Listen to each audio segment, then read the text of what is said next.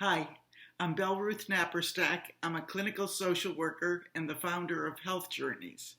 That's an audio publishing company that produces guided imagery, meditation, relaxation, hypnosis, mindfulness, all manner of mind-body therapies. And specifically, many of them are geared to help with specific health or mental health conditions. As a result, we get a lot of questions about how a certain condition or diagnosis would interface with a certain kind of guided imagery or meditation. And we spend a lot of time answering those questions, and we decided to just put some of them on YouTube as a public health gesture, because some of these are great questions, and a lot of people have them and wonder about possible answers. So, with that in mind, I want to talk a little bit about affirmations, because we got a great question about affirmations from somebody I'm calling Robert. That's not his name. We never use anybody's name unless they ask us to. But so Robert asks me this question about affirmations. So he says, I'll be putting in an order by phone in the next day or so. I have a couple of your audios, which I love. I guess I'm wondering about the most effective use of affirmations. So he gives me an example of one of his affirmations, which goes like this. Even though I sometimes have suicidal thoughts, I understand that these thoughts are symbolic of me wanting to make significant changes in how I feel about myself and how I see myself in the future. I allow myself to be the person that I have become, and I accept where I am in life, but I'm willing to grow and change. So he says that's his affirmation. He's in therapy dealing with a lot of these issues. And he says, I know it's a bit wordy, but I try to boil things down to the essentials. I'm also interested in the differences between the subconscious and the unconscious parts of the mind, which seem to get me hung up in terms of inner child aspects of things. Okay, so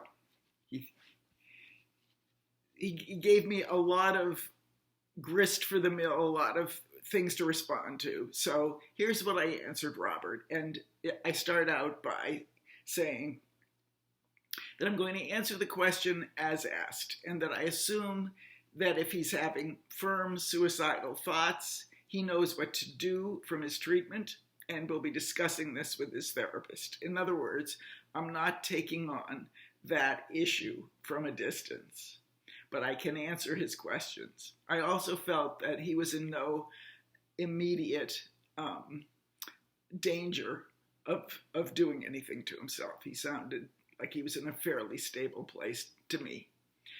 Okay, so about his affirmation. I said technically it's a little too long and too complex to serve as an affirmation, or even as a tapping message in an EFT or thought field therapy protocol, EMDR protocol. And here's the thing. I said an affirmation is us saying how we want to see ourselves in the future, but stating it as if it's happening now. It's a kind of gentle, incremental, kind brainwashing that we give ourselves in order to have more positive attitudes and self-talk and motivation for change. So what I say to Robert is, what you've got here is more of an intellectual insight as to why you may be having these thoughts. And it's actually probably pretty accurate. It sounds psychologically sophisticated and spot on, but it's not going to gear you up for change. It's just going to explain to you your static situation, kind of justify your fear, and could very well serve to keep you stuck there. So it doesn't have you imagining the desired end state as if it were real. So it's not an affirmation. So one of the things I start hounding and nagging Robert about is, you got to get out of your head, Robert. You are too much in your head, and disconnected from how you feel. So I suggested, but I'm sticking with the affirmations here. I'm trying not to do therapy because it's what I do, or used to do all the time for 35 years, and I loved it. But okay, back to the affirmations. You might want to break these down into a bunch of shorter ones that advance you into your hoped-for future. So I just start making up some out of my own head based on what he's told me. So for instance, more and more, I can accept my feelings of despair, fear, sorrow, anxiety, and disappointment as simply my reality of the moment. So this serves to break down what he's calling suicidal thoughts. I'm figuring there's a bunch of those feelings, despair, fear, sorrow, anxiety, disappointment, that are part of what he's calling suicidal thoughts. And this gets him out of his head and into his gut feelings. Another one, I know these feelings come and go.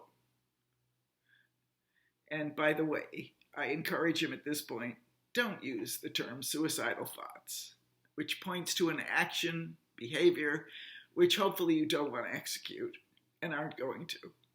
But that keeps that front and center by calling them suicidal thoughts. Instead, just stay with the feelings associated with the suicidal thoughts, i.e., get out of your head, Robert. Okay, so here's another one. I salute my desire for self-improvement and surround myself with support from people who help me sustain those intentions. Here's another one. I salute my goal to love and accept myself just as I am, even as I grow beyond who I am in this moment. So again, it's propelling him into his future self. It's not just keeping things static, but it's saying it as if it were now. Here's another one. I embrace the possibility that the anxiety I feel about change can be converted into the energy that drives change. It's actually true that anxiety is a very physiologically, a kissing cousin to anticipation, excitement, and the charge that comes with growth. Physiologically, they kind of feel the same: rapid heartbeat, sort of a hyperventilation, a flood of sensation. Some of that stuff is the same. It's just the interpretation that diverges. Anyway, I digress. Back to the affirmations. I also suggest, I know that just because I'm anxious about changing doesn't mean I can't or won't change. I am changing right now. Here's another. I look forward to becoming the person I know I can be while loving the person I used to be. So those are sentences that turn parts of these stated issues as affirmations, as real ones. Now, as for Robert's concern about the difference between conscious and unconscious, according to the great hypnotherapist Milton Erickson, for these purposes of altered state mind-body work, there's no difference between conscious and unconscious. It all registers as an active, positive thing. The negatives are sort of crossed out by the unconscious, and it's just seen as a thing. So that's another reason why I don't want him to use this term suicidal thoughts. So again, this does not have relevance to the task at hand. This question, this very intellectual, interesting, insightful, brainiac question, but it's an intellectual diversion from the task at hand. So again, Robert, get out of your head and stick with these feelings. Those are actually maybe more uncomfortable, but workable. So that's all I basically had to say about affirmations. But I said to him, I hope he can work with this, take it back to his therapist, just enjoy exploring it further with himself. And I wished him the very best. he did write back and to say that he thanked me. He was going to use some of these affirmations right away. And he also was kind enough to say he was in a good place right now, and he has the resources to deal with his mood getting out of hand. And then he said, and this was so smart, I love this, he really is very smart. He said, I understand why he uses intellectualization as a defense. He's really smart. So he says, maybe I'm looking for a sense of resolution in the perfect solution that may not be forthcoming. So I may just have to learn to live with this to some extent. Thanks again. And I thought, oh, sweet. So I responded by saying, Robert, if you can learn to live with the ambiguity of imperfect solutions, you've got it made. You don't have to do anything else. You will be in amazing shape for life, because perfection, as far as I'm concerned, is a non-starter. It's a troublemaker. It's a double dealer, perfection is. It's an exercise in disillusionment and defeat. I can't think of a single worthwhile endeavor that could be tied up in a neat bow for more than 5 minutes.